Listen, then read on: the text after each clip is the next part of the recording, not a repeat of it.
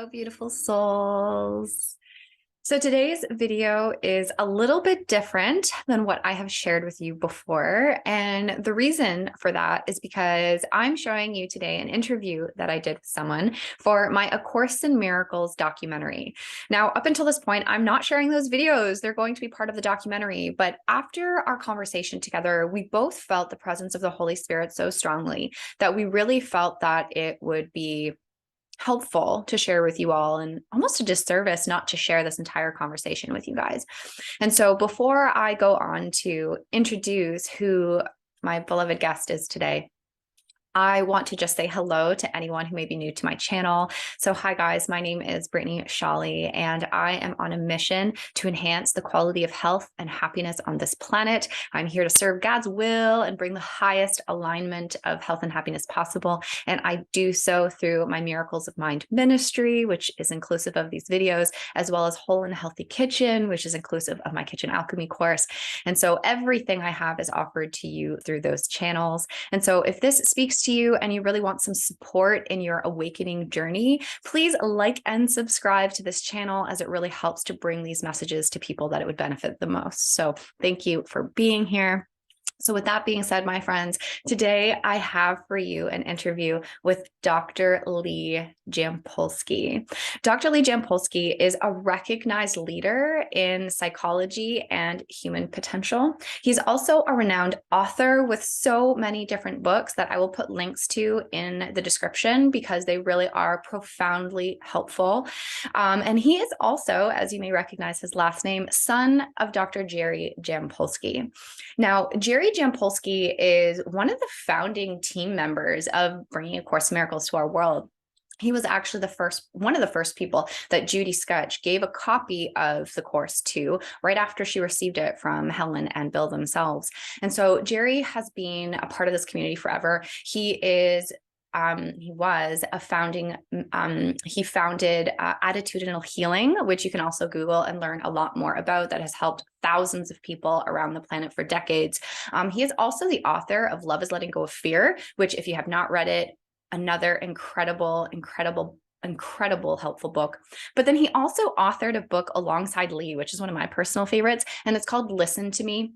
And it's all about the restoring relationships and healing relationships within our family. And so that actually leads into what Lee and I discuss in this interview. Of course, as I mentioned, it's in the container of the A Course in Miracles documentary. So within that, we do bring up some ideas of conflict and controversy, because within the early years of the course being brought to our world, there was a 6-year-long court case that went on. So there is a lot of, conflict and controversy, but we really do look at this through forgiving eyes and how to really see it in the clearest light possible. So we break that down, those ideas down for you guys throughout the conversation. But we also talk a lot about relationships and how healing relationships have multi-generational shifts and blessings that come from that, and also what can happen if you don't bring healing to these relationships. And so Lee is an incredible example of that. Him and his dad are an incredible example of that, and I just love his approach to these teachings.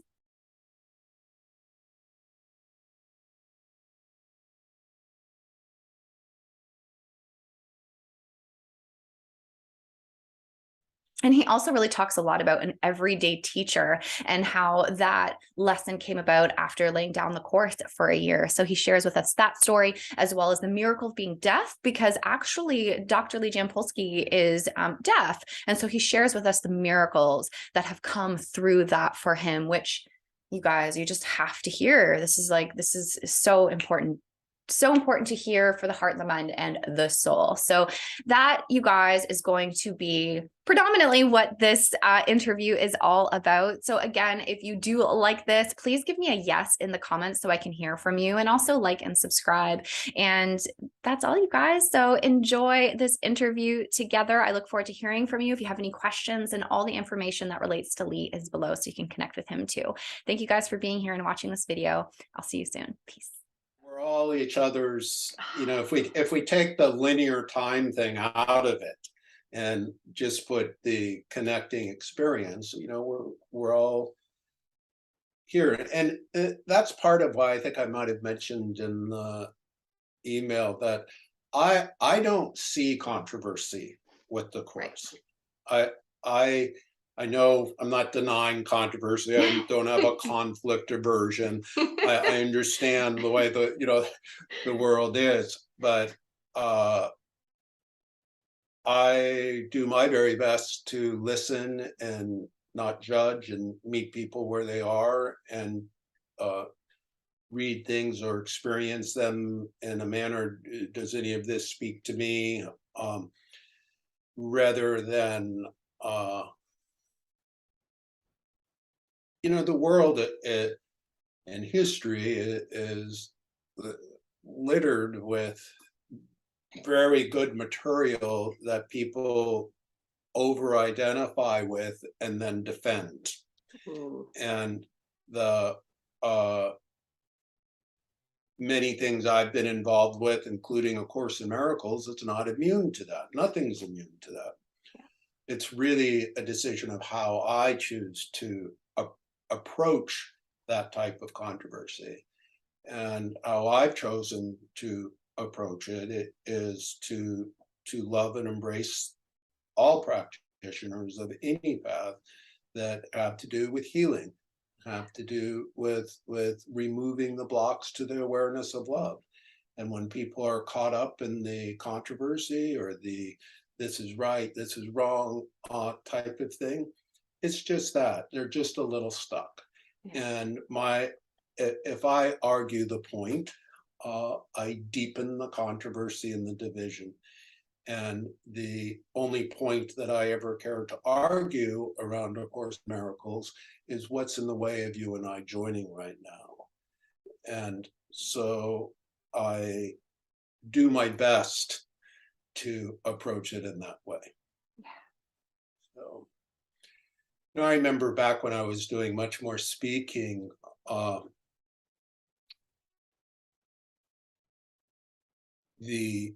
for a while I did a lot of speaking back in,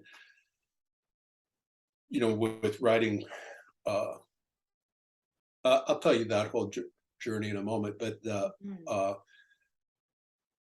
I forget when it was, but there was a certain period, sort of, and my first kind of, I don't know if this was the first sort of rub within the course community, but it was kind of where I first began to experience it more. And that was with the Endeavor folks, and so sometimes at conferences or where I was speaking, a group of Endeavor folks or one or two might be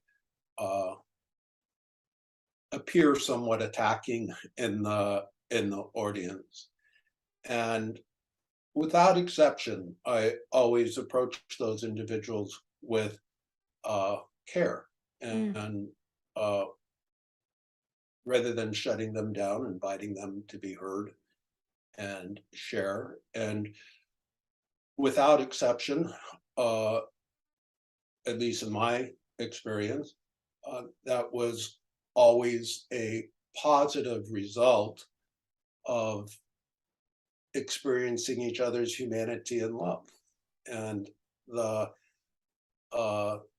much more important as a speaker to demonstrate that, at least I think, so we have this shared experience with the audience and myself and those folks of how can we all feel heard and how can we all feel valued and how can we all feel each other's love rather than attack and having to be right and division and that's especially, in my opinion, true in today's world. We're on the precipice of division in a manner that we have never experienced, and what is our role as students of the course in that? What do we have to bring to that table? Amen, Lee. I really hear in what you're sharing that actually you're very similar to the guidance that I've received as well, that you almost lean into the perceived conflict because you realize it's a need to be seen and heard and loved. And same thing in my experience, that anytime I've leaned into it, I'm like, I'm fully here for you, instead of kind of like trying to end or stop or debate or fight some sort of conflict, that it dissipates. It's like the distance between us just is gone. And then we get to have this like shared experience. And I feel like to some degree, that's a big part of the purpose of this documentary, is to like lean into it, not deny that it's happening, but also not like get in the nitty gritty of it, just kind of like looking so we can overlook, because the whole point is to overlook all that stuff and see where we are the same, and really have that experience of joining. That's what my whole life is for. And so thank you for mirroring that back, and yeah, just kind of being a demonstration for that in the community in the way that you have. It makes sense why I felt so connected to you before I even talked to you. So well, thank you. Yeah, it's interesting, some of this is just semantics, but for me, there's a slight difference. So I think we're saying the same thing, but I'm going to say it slightly differently, just in my own language. So sometimes if I seek to overlook, if I have that goal, the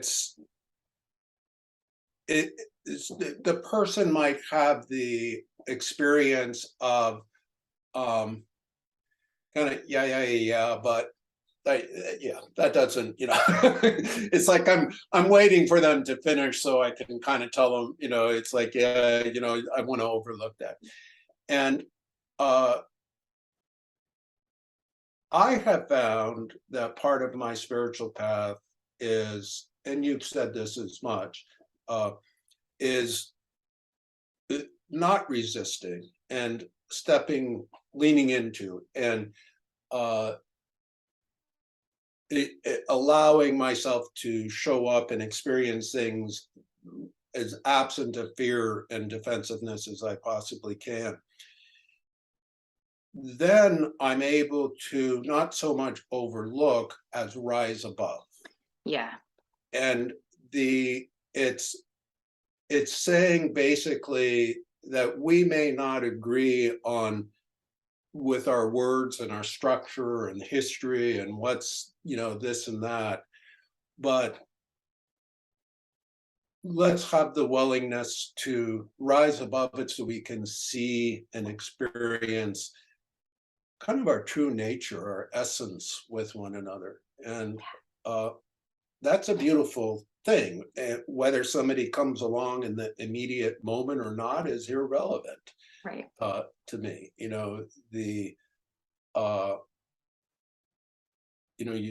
we are brothers and sisters, and within that structure, it's up to me to shift my perception and mind about things and not overvalue or not give any real substance to the conflict. Yeah. Amen. We are saying the same thing. Yes. And that's the practice. And that's why too, like, I feel like for me, a big part of the course is like the realization, acceptance, and vision of like the inestimable worth of our brother. Like, that's what I'm always looking for, and that I have my eyes fixed on. And when I have my eyes fixed on it, then it almost doesn't even matter what we're talking about. Doesn't matter if we are like disagreeing, doesn't matter if we see it exactly the same or not. It's because there's like a recognition that is beyond all that is immovable, that doesn't change. So that's an important thing for me, and that's where I feel like that joining comes from, and how we are able to rise above is by remembering what is true and not giving value to the temporary illusions that may rise in both, in all, and whatnot. That's beautiful. Do you have any like stories with your dad perhaps, and like if he kind of was of like nature and in the way that we're talking about this here, did you feel like was he affected at all by like any of the court case or any of the stuff that was happening within the community at that time? So I'll answer that, and then if I forget, remind me to come back to how I deal with some of the conflict with. But I do Sure. want to answer that first. So my dad was similar to what I'm describing it with how I approach things, but even more purely, I think. Mm. Dad was one of the early core folks who you know uh when I was at kind of that same age that we were talking about earlier, in the end of high school, it's my dad and Judy and Bill Thetford and Carol Howe and Francis Fawn and Roger Walsh, all kind of getting together every week to kind of discuss and process this thing called A Course in Miracles. So I kind of grew up in that, right? Yeah. And I saw my father evolve with his own path. Mm. So when you ask that question, it depends somewhat on, which decade are we putting our finger in and talking about. Sure. The there's a lot of course teachers, there's a lot of we talked a little bit about, how we all have an ego still, and that type of thing. But my dad was in his late mid 90s, 96 I guess, when he passed away. And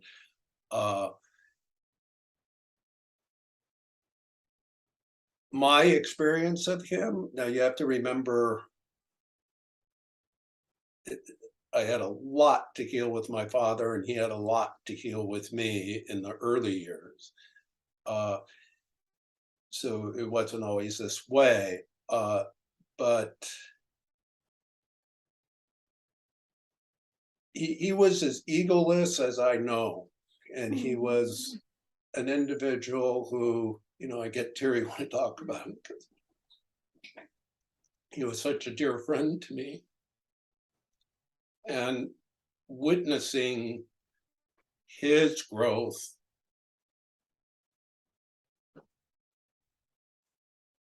he used to say, and I would kind of agree, that if he can have that transition, any of us can. Right? Because it's just a beautiful example that I lived of going, we could not have been more conflicted early in our life. I was wounded in a variety of ways, or I believed I was growing up. And we went from that to what we had and continue to have now, even though he's left his body. And so when you ask about the controversy, he never lived from there anymore. Yeah. He really, I believe, practiced the course in the most beautiful of ways. He was never one who could spout course philosophy a lot, or tell you which lesson something was in, or a page number, or a citing. But he was somebody who had, for lack of a better way of putting it, really discovered the essence of love through the course. And so we sometimes we talked about these controversies and stuff, but never from a who's right, who's wrong viewpoint, more from isn't it interesting how the ego works? That's what I'm saying. It's so fascinating.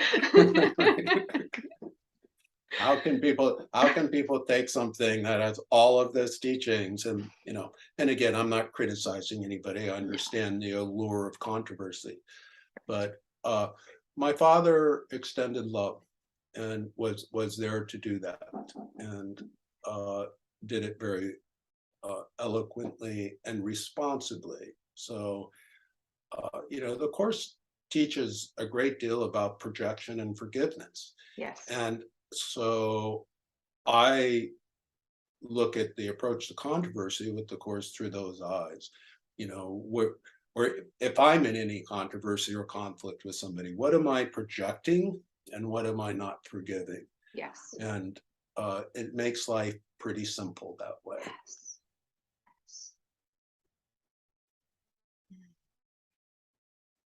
Thank you. I feel like in your dad, like both in like how you're sharing of him, like what I've read about him and what I've heard about Bill and like his story and meeting Carol. Oh my God, one of my favorite people on the planet. I see and feel so many similarities between Lee and Bill. And I've just I wish there was more. Like I want to like know even more because I feel like they were such incredible embodiments and demonstrations of what the A Course in Miracles was and is.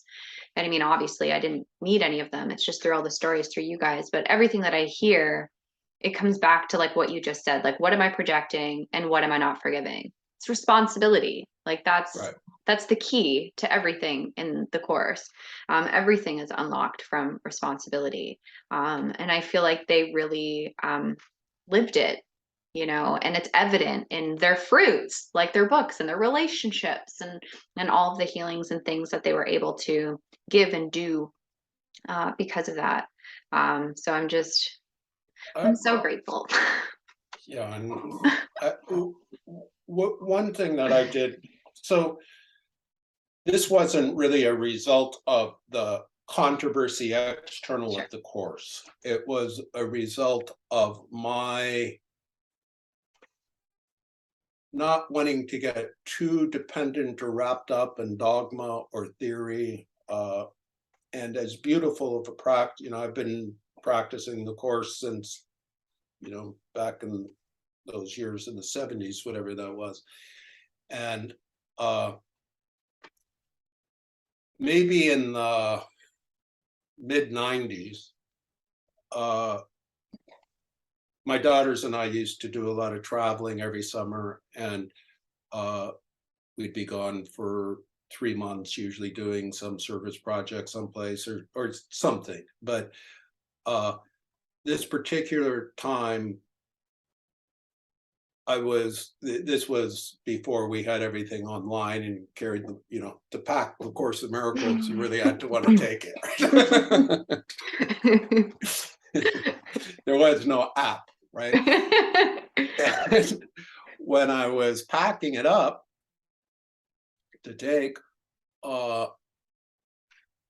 paused because I was feeling something, and my guidance was, for the next year, you won't be reading the course. And what came to me was a simple instruction of find an everyday teacher. And what that meant to me was whether it was like, for example, in this moment, you're my teacher. You are bringing so much richness to my life in this moment. And we so easily walk by those experiences in our life. And when we end this call, I will be the richer for the experience from spending these minutes with you. And that year helped me to realize the beauty of that every day and in every encounter, whereas my reading and practice the course for a while and Holy Spirit realized it had become too much of an intellectual process for me. And although I enjoy all of that and am back to, practicing the course and reading it daily, that year was very, very important to me because sometimes my everyday teacher was a tree. Sometimes my everyday teacher was somebody who was angry. Sometimes my everyday teacher was somebody who was, starving in the streets of a third world country. But they're always there. And in terms of this controversy we're talking about among the course, I have the choice to find my everyday teacher or find my everyday enemy, or find my person who is going to help me discover deeper richness in myself of love, or create a situation where I'm not able to see that because I'm arguing a point. Right. And ironically or paradoxically, a year of not practicing the course taught me more about the course than any year of practicing it. So. Oh my goodness, I so appreciate this. You know what, I love this language, everyday teacher. I think I'm going to hold that really close to my heart. But I feel like it's mirroring to me a little bit that, like, for, I don't know, many years I was studying and teaching the course every day, living it, just where would you have me go, God, every day.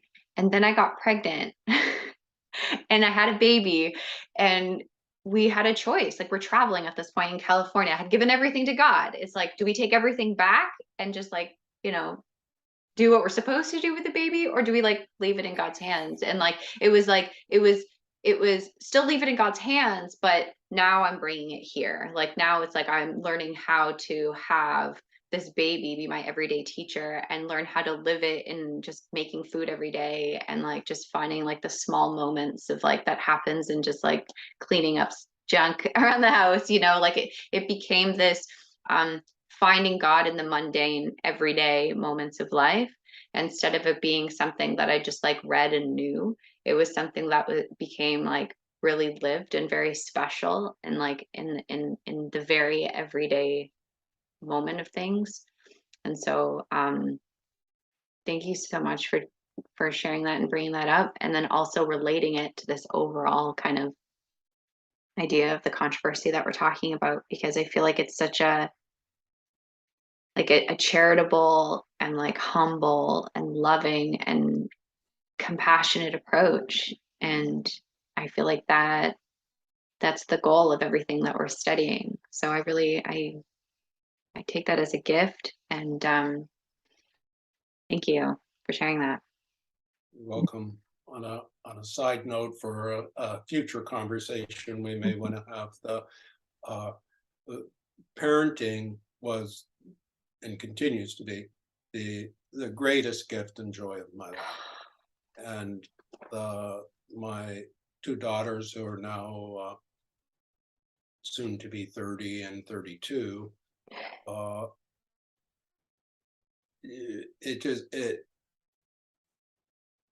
it's such beauty to be a parent with presence, and to bring the course principles to our parenting.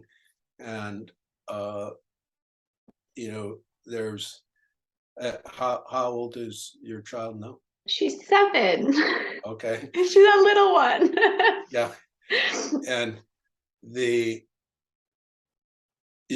certainly are, as you no doubt have experienced, plenty of opportunities to overcome controversy and conflict. Constantly, yes. So, yes.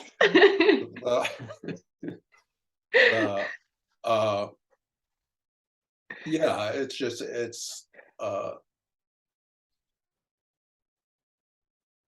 it's interesting because, we were speaking before about my dad's and my healing and the process of writing that book, Listen to Me together. Uh, the I kind of knew it at the time, but I didn't fully know it at the time of why Holy Spirit was so insistent on me doing this process with my father.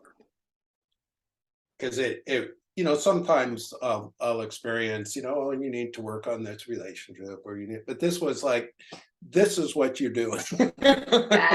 Do this. There's no wiggling out of it, right? Although I tried.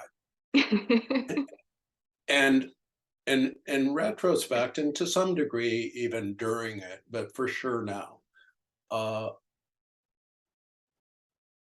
and I think this is so true in so many relationships, is that we don't fully know the impact of an unhealed relationship. Okay?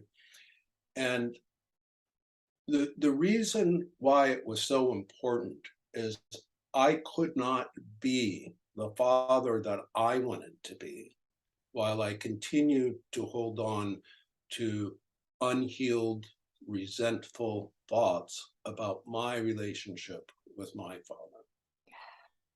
And so that healing was a multi-generational gift.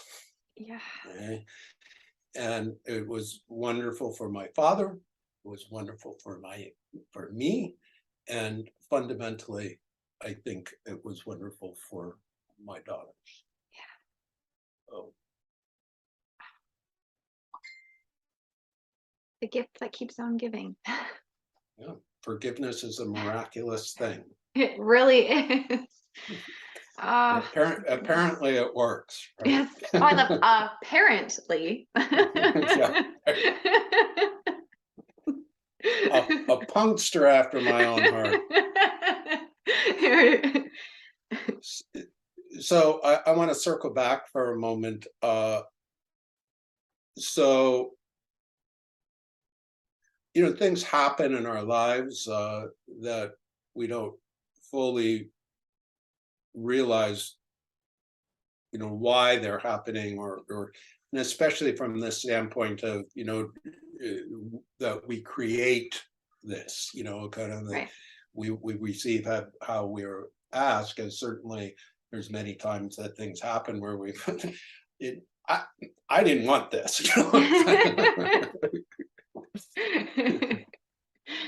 And yet if we again look at things kind of from that everyday teacher perspective, and including to look at everything that way. Yes.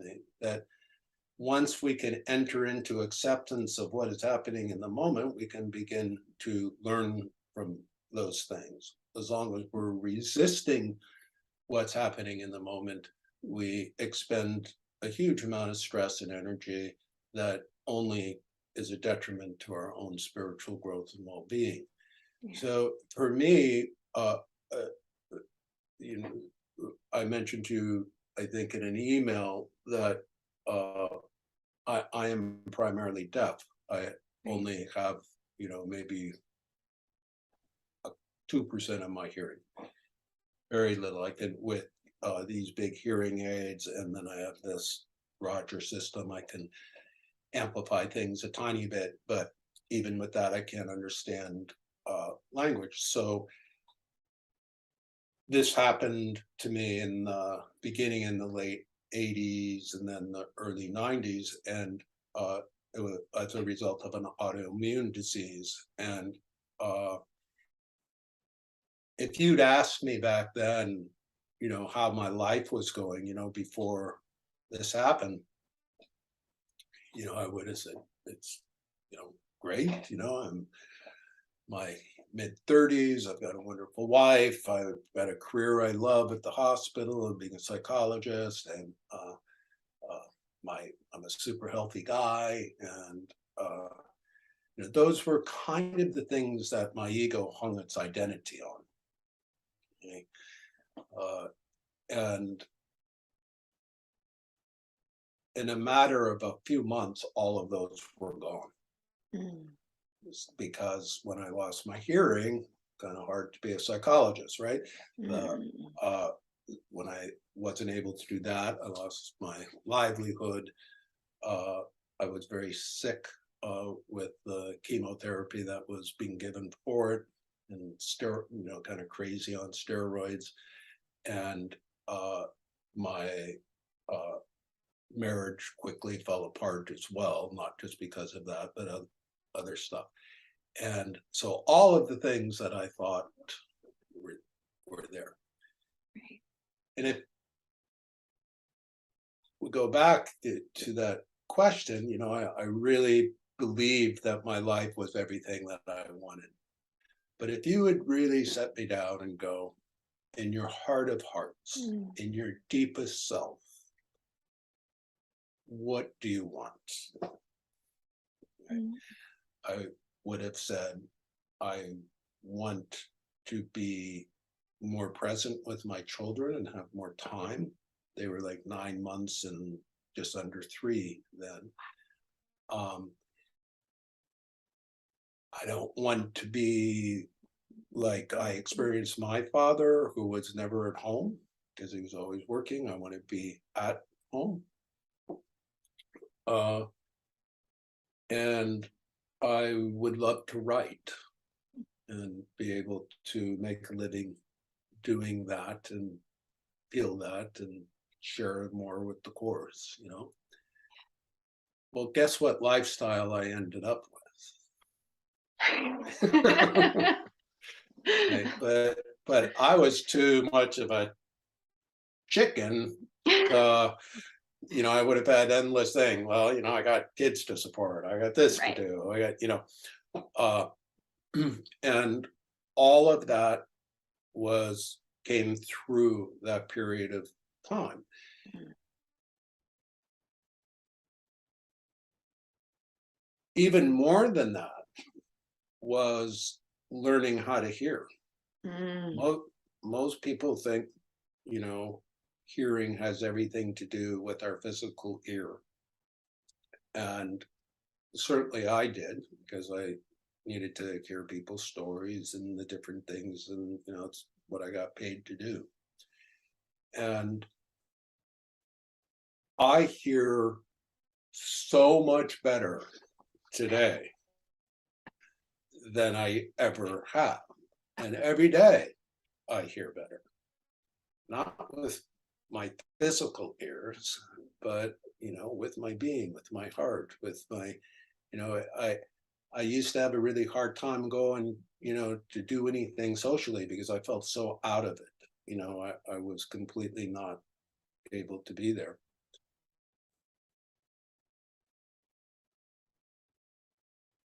Now I don't worry about that because I know I get information on a variety of different levels and see and hear things that I wasn't able to before. So I feel in many ways more in the loop than out of the loop. Mm.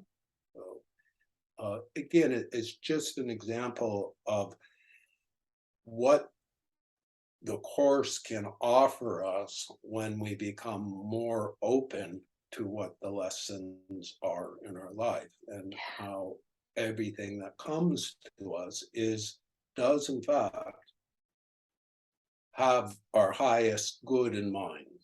Yeah. We just might not know it yet.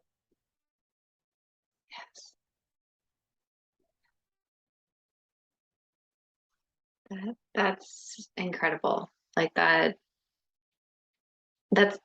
the course is everything in your story.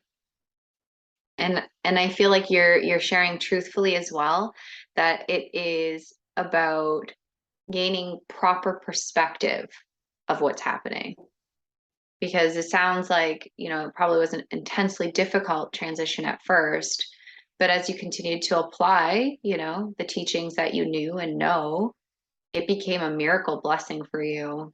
and for everyone, including myself, because I feel in this moment like you really hear me, you know, like I feel so like connected to you, and I feel like it has to do with that. Like your quality of presence is, it's palpable, right? And I think that ties into with the chorus when it says, like you said it already, all things happen for your good, but that we also have to almost like lay down the physical senses, like what your physical eyes would have said is happening, or what was happening with your physical ears, and really settle deeper to really see through like true vision of what's happening, and then to like really hear how this is for your good and the collective good of everyone. And so I love that, just the deep spiritual purpose behind all of it happening. Wow, it's incredible. Sometimes people ask me how I'm so patient, and I tell them I have an off switch on my hearing aids. Yes. It's funny too of how we so with the when COVID came around, and everybody was wearing masks, I had to revisit those feelings of isolation, because I could not, I like in our conversation here, I both read lips and I also have captioning, a program called Ava. And but out in the world, I'm really a lip reader.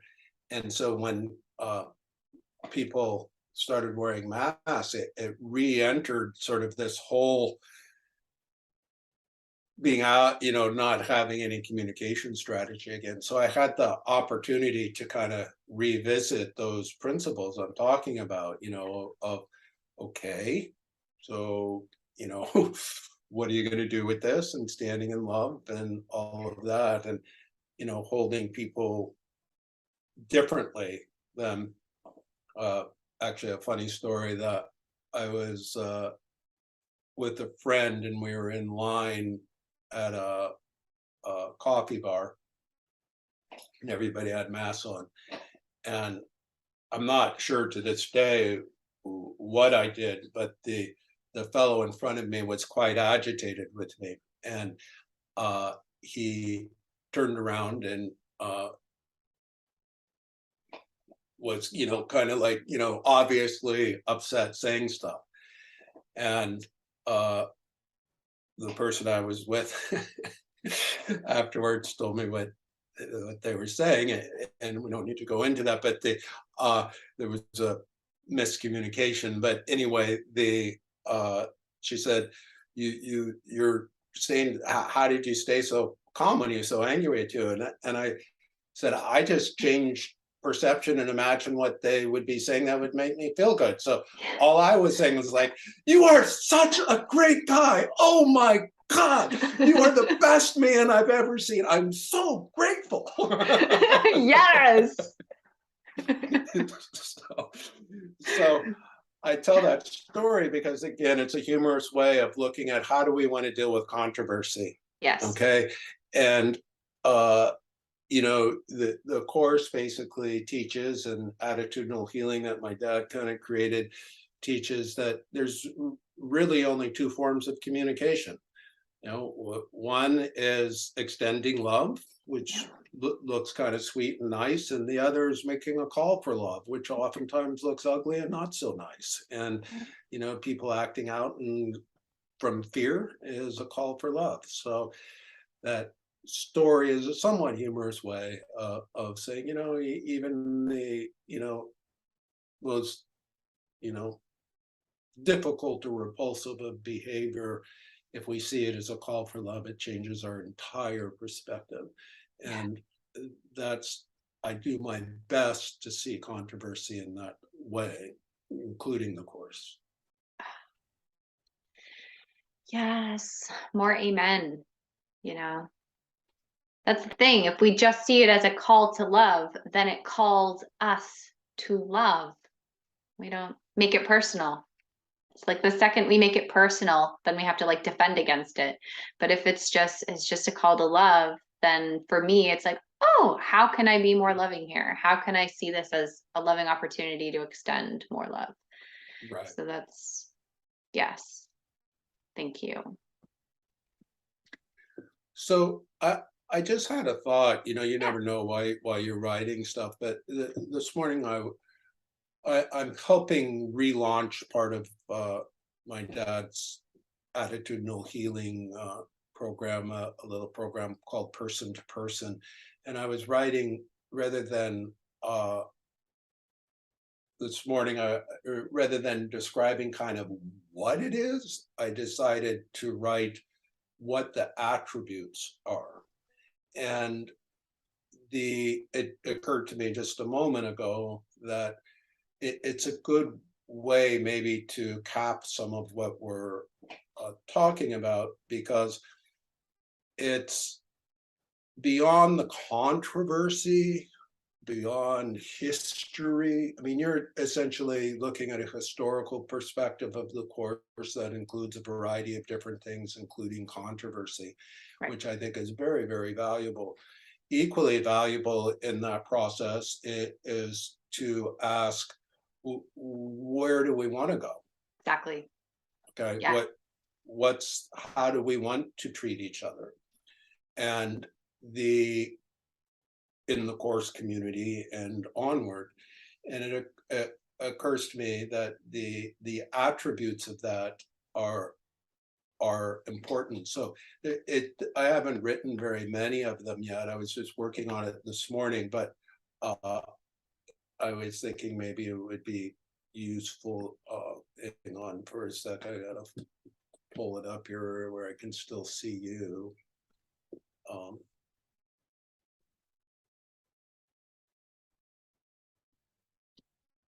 I only have one screen, so Take your time.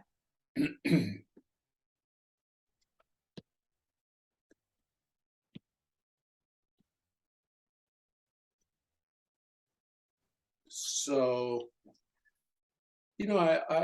I invite you, Brittany, if you want to. I'll just read this to us from an inward place, and if you want to, you can close your eyes. And if we ask ourselves the simple question of what is beyond controversy and division. If we were to describe the last hour or so together, what are the gifts? How have our hearts been touched? What do we take with us? Because if we can describe our most precious moments, make them all that's real, then we have the invitation to step into those and live there no matter what's happening. And interestingly, even though I wrote these an hour before meeting you, I was writing about our joining today, which is often the case, I think. So I'll read these to us. Our unhurried presence is always the greatest gift we can give each other. We take the time to experience the light of love in each other beyond words. And in this moment, pausing in silence, we know our connection. We know why we're here. Our kindness and compassion towards each other will always facilitate our growth and healing, much more than advice or judgment ever will.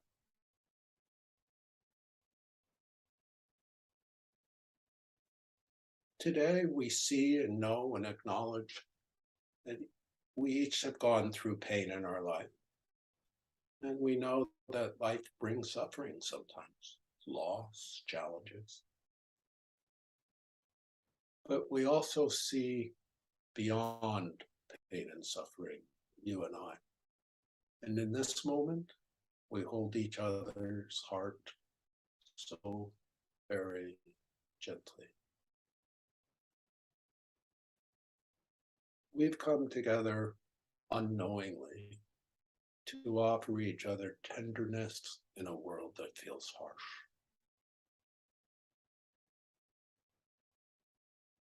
You've let me know who you are. You've shown me. That is beautifully vulnerable and intimate when two come together to show each other who they are. And it's there that we see the light of love in each other. When we're patient in our discussion, even if we don't understand or we see things differently.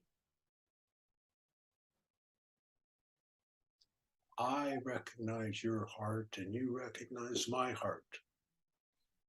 Even if we don't agree on something or there's conflict.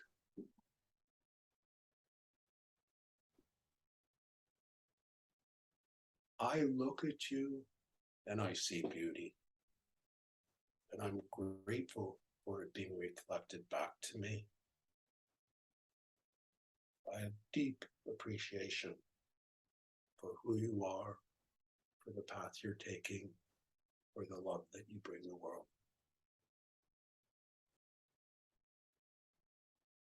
You, along with me, in this moment, develop the rarest of relationship. One that only has genuine goodwill for the other. One that holds no judgment. One that forgives unconditionally and without hesitation.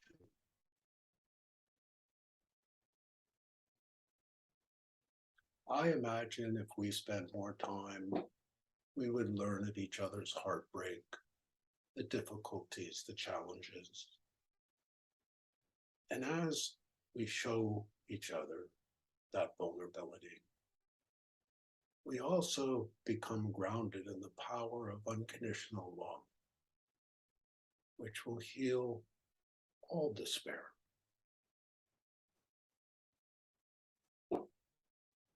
In essence, we join as happy learners and teachers to one another, and we share a place of knowing that is beyond this world, beyond beliefs, beyond time.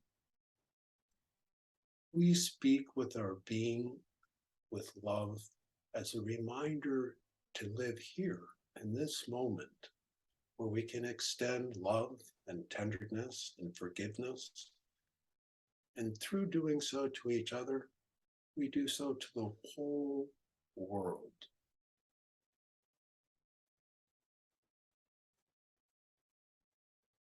We come together, I know, in this moment of talking with each other in the last hour, to leave the world of illusion and conflict and controversy behind and enter the real world of peace, where we share what is most important to us. And through this shared vulnerability, this authenticity, we see life in a different way somehow, that we'll go upon or embark on the rest of our day different, beautiful, seeing miracles everywhere. Let this help us redecide each and every day to continue a relationship of extending love and forgiveness, not only to each other, but to all who come across our path. Here we find tenderness in our own heart and the warmth that comes from offering another human being a moment of compassionate listening. And with this comes acceptance of ourselves, of each other, absent of judgment. And we encourage each other. We encourage each other from love to trust the deep well of wisdom that is always there for us to turn to beyond our fearful mind. This is how we allow every step of this relationship and every relationship to take us to the realization and experience of God, of the higher presence. Then we speak to one another with beautiful love. And if we hide in fear or act from our darkest moments or falter, we own our mistakes, we forgive, we recenter, we move on.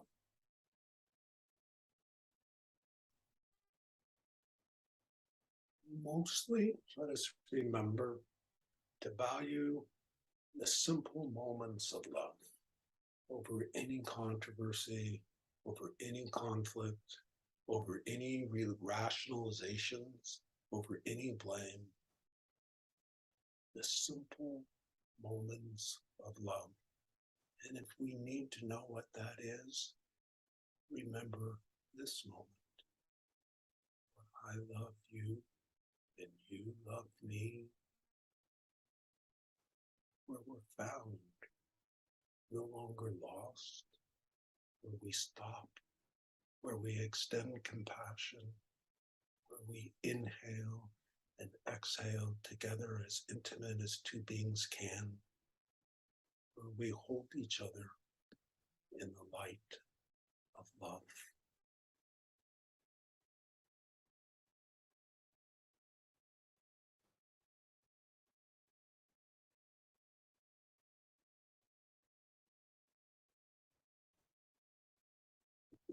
Thank you, Brittany. Thank you.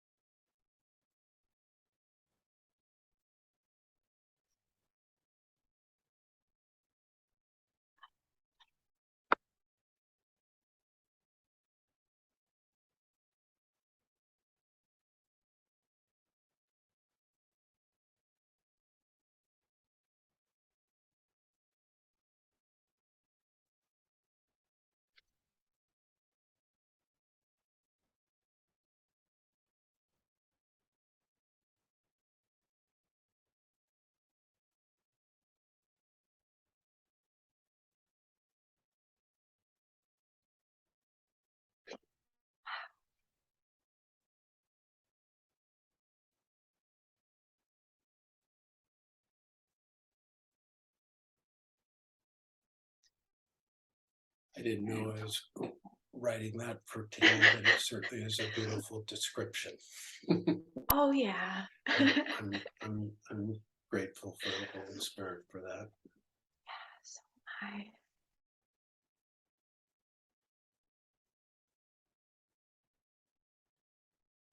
This is just even more on the timing of the perfection of this. You were, quote unquote, like my final interview. I've been doing interviews for the last like 6 months, and so you're like my finale in my, and so this is like, you have no idea, like what a gift. Like I feel like this is what it's for. Like everything you just said and read, everything I feel, like this is what it's for. And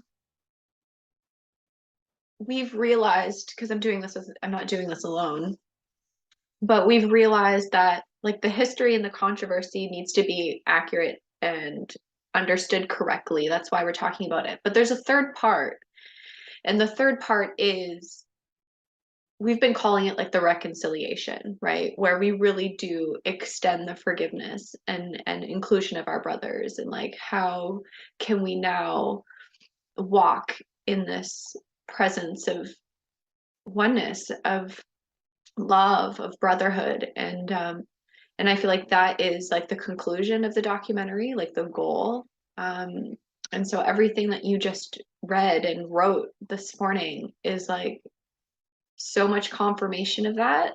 And I feel like the guidance that I'm receiving in this is like, as I continue to write this and this continues to come forward, to just anchor into the energy of what you just gave. Because I'm hearing too, like in the course, it says like, set the goal at the beginning, right? And then he works with you to take the means to reach that goal. And this goal was set at the beginning. But I feel now in the finale, you know, you've brought it full circle for me. And I trust so much that this is in his hands. Like he's really guiding. It's been such a blessing to do this. Oh my goodness. And like I said, when I got here, I'm just showing up and I'm so blessed, you know, to meet with people like you and have these experiences. Like God is so good, you know, it's a huge miracle. My whole life is a huge miracle. And it's only because I'm doing what the course says. Like it's actually quite simple, but it's so so beautiful. And I see you, I hear you, I recognize you, I thank you. Like I'm just so honored to have been brought together with you today. Like you've really touched me. Likewise. And I look forward to seeing you in Carmel. Oh, me too. You know what's beautiful about Carmel Valley? And when we had that turning point when we got pregnant and we're like, okay, well, do we go home to Canada or do we like, you know, trust God that there's something in store?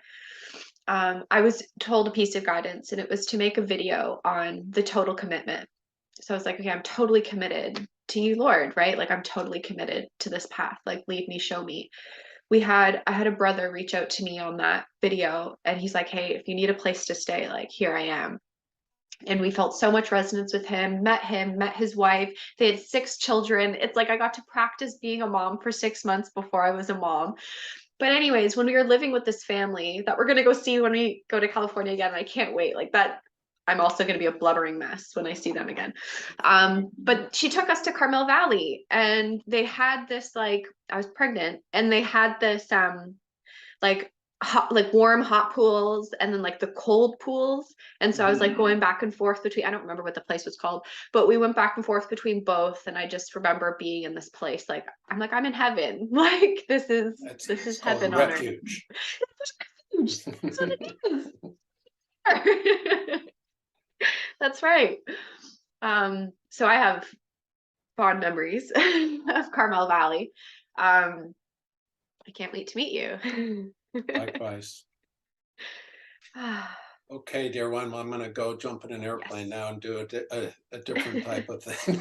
Yes, perfect. Well, thank you for your time. Enjoy your day, and we'll stay in touch. I would love that. Thank you very much. Thank you, Lee. Bye-bye. Bye, brother.